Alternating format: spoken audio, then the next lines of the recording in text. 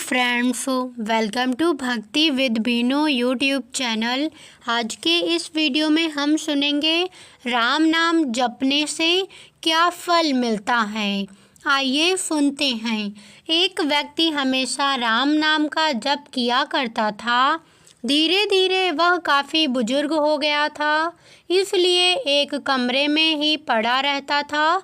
जब भी उसे शौच स्नान आदि के लिए जाना होता था तो वह अपने बेटों को आवाज़ लगाता था और बेटे ले जाते थे।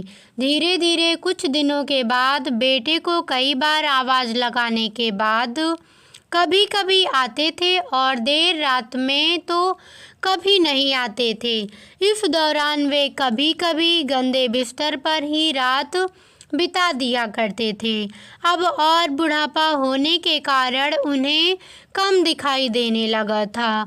एक दिन रात को निवृत्त होने के लिए जैसे ही आवाज़ लगाई, तुरंत ही एक लड़का आता है और बड़े ही कोमल स्वर के साथ उनको निवृत्त करवाकर बिस्तर पर लेटा जाता है।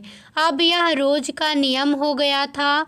एक रात उनको शक हो जाता है कि पहले तो रात में बेटे को कई बार आवाज़ लगाने पर भी नहीं आते थे, लेकिन ये तो आवाज़ लगाते ही दूसरे क्षण आ जाता है और बड़े ही कोमल स्पर्श के साथ निवृत्त करवा देता है।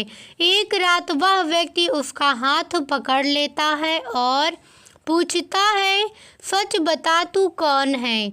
मेरे बेटे तो ऐसे नहीं हैं। तभी अंधेरे कमरे में से एक अलौकिक उजाला हुआ और उस लड़के रूपी ईश्वर ने अपना वास्तविक रूप दिखाया। वह व्यक्ति रोते हुए कहता है, हे प्रभु, आप स्वयं मेरे निवृत्त के कार्य कर रहे हैं। यदि मुझसे इतने प्रसन्न है तो मुक्ति ही दे दीजिए। प्रभु कहते हैं, जो आप भुगत रहे हो वह आपके प्रारब्ध है।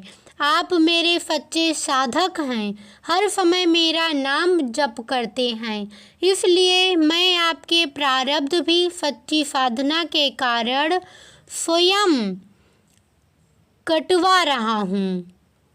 व्यक्ति कहता है कि क्या मेरे प्रारब्ध आपके कृपा से भी बड़े हैं? क्या आपकी कृपा मेरे प्रारब्ध नहीं काट सकती? प्रभु कहते हैं कि मेरी कृपा सर्वोपरि है, यह अवश्य ही आपकी प्रारब्ध काट सकती है, लेकिन फिर अगले जन्म में यह प्रारब्ध भुगतने फिर से आना होगा। यही कर्म नियम है, इसलिए आपके प्रारब्ध में स्वयं अपने हाथों से कटवा कर इस जन्म मरण से मुक्ति देना चाहता हूँ।